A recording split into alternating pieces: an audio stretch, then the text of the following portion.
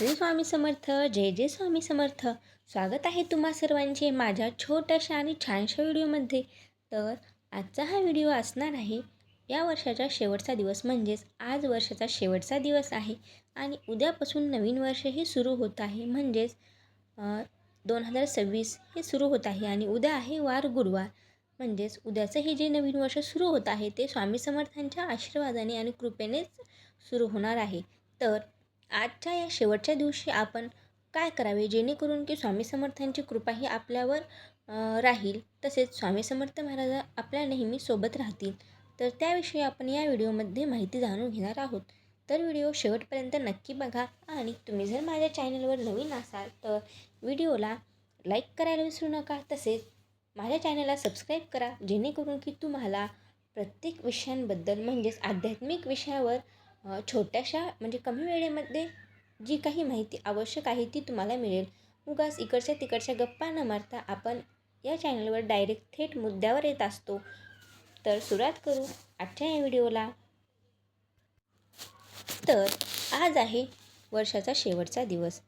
आपल्याला या दिवशी शास्त्रानुसार जुन्या पापांचा हा शेवट असतो, जुन्या दुःखांची समाप्ती असते आणि नवीन संकल्पाची सुरुवात असते. या दिवशी स्वामी समर्थांचे नामस्मरण अनेक जन्मांचे दोष नष्ट करते. तर आपल्याला स्वामी समर्थ महाराजांचे काही उपाय पाहायचे आहेत. तर सर्वात प्रथम आपल्याला स्वामी समर्थ महाराजांचं नामस्मरण करायचं आहे.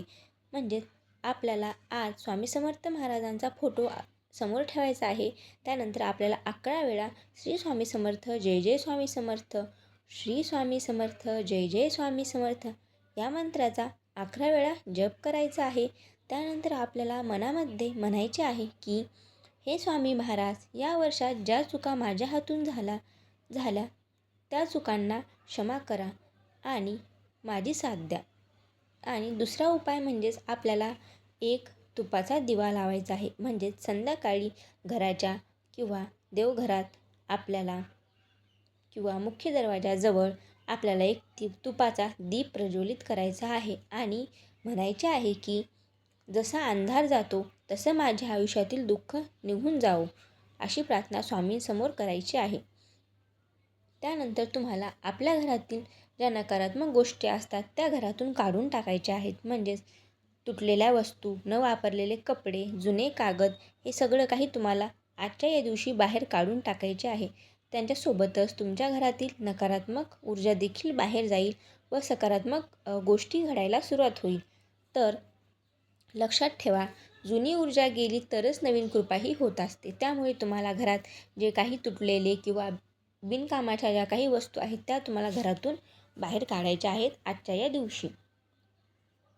तर आपल्याला आज छोटेसे दान देखील करायचे आहे. म्हणजेच गुळाचे दान, तांदूळ, बिस्किट किंवा पाणी, म्हणजे तुमच्याच्याने जे काही घडेल छोटं मोठं दान तुम्ही आजच्या दिवशी करा आणि ते दान देत असताना म्हणा की हे स्वामी महाराज, माझ्या हातून हे दान घडो असे म्हणा.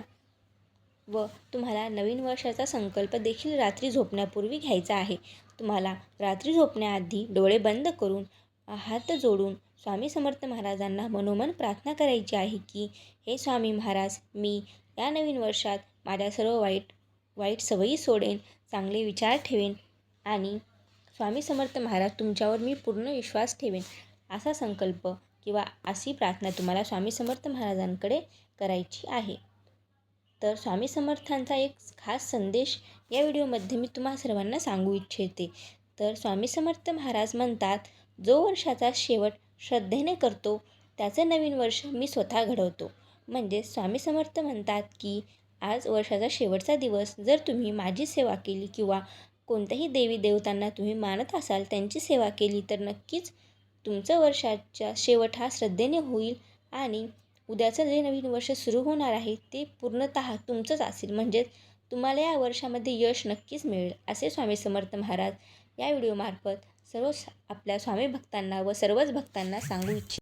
जर तुम्हाला वाटत असेल की नवीन वर्ष स्वामी समर्थांच्या कृपेने सुरू व्हावं तर कमेंटमध्ये श्री स्वामी समर्थ असे लिहायला विसरू नका. आणि जर व्हिडिओ आवडला असेल तर व्हिडिओला लाईक करा आणि माझ्या चॅनलला सबस्क्राईब करा, कारण इथे आपण छोट्या टाईम म्हणजे कमी वेळेमध्ये जास्तीत जास्त माहिती आणि जी आवश्यक माहिती आहे तीच सांगत असतो.